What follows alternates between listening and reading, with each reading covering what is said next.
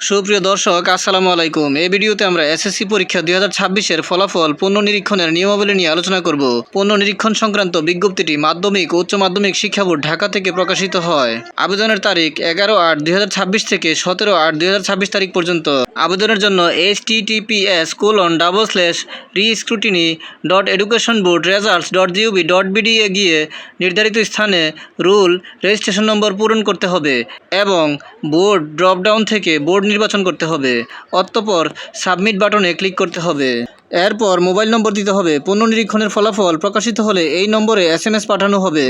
পরবর্তী স্ক্রিনে শিক্ষার্থীর বিষয়ভিত্তিক ফলাফল দেখা যাবে। এক বা একাধিক বিষয়ে ফলাফল পণ্য নিরীক্ষণের জন্য বিষয়সমূহ নির্বাচন করে ফি প্রদান করুন বাটনে ক্লিক করতে হবে। প্রতিটি পত্রের জন্য 150 টাকা হারে ফি প্রযোজ্য হবে। দ্বিপত্র বিশিষ্ট বিষয়ের ক্ষেত্রে উভয় পত্রে আবেদন করতে হবে। পরবর্তী স্ক্রিনে প্রদেয় ফি এর পরিমাণ দেখা যাবে। বিকাশ, নগদ, সোনালী সেবা এর মাধ্যমে ফি পরিশোধ করা যাবে। ফি পরিশোধের বিস্তারিত ধাপসমূহ উপরিলিখিত পোর্টালের হেল্প বাটনে ক্লিক করে দেখে নেওয়া যাবে।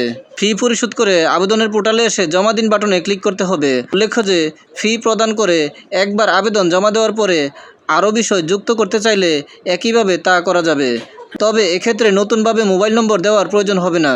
এছাড়া ফি পরিশোধের আগেই যদি আবেদন পরিবর্তন বা পরিমার্জনের প্রয়োজন হয়, সেক্ষেত্রে মুছে ফেলুন বাটনে ক্লিক করে নির্বাচিত বিষয়গুলো যেগুলোর জন্য এখনও ফি প্রদান করা হয়নি প্রত্যাহার করা যাবে এবং নতুন করে বিষয় নির্বাচন করা যাবে। তবে একবার ফি জমা দিলে আবেদনকৃত বিষয়গুলো আর বাতিল করা যাবে না এবং কোনো অবস্থাতে ফি ফেরত দেওয়া হবে না। ম্যানুয়াল কোনো আবেদন গ্রহণ করা হবে না। ভিডিওটি ভালো লাগলে লাইক, কমেন্ট ও শেয়ার করে দিবেন এবং চ্যানেলটি সাবস্ক্রাইব করে পাশে থাকার অনুরোধ জানিয়ে সকলের সুস্বাস্থ্য কামনা করে এখানেই শেষ করছি। আসসালামু আলাইকুম।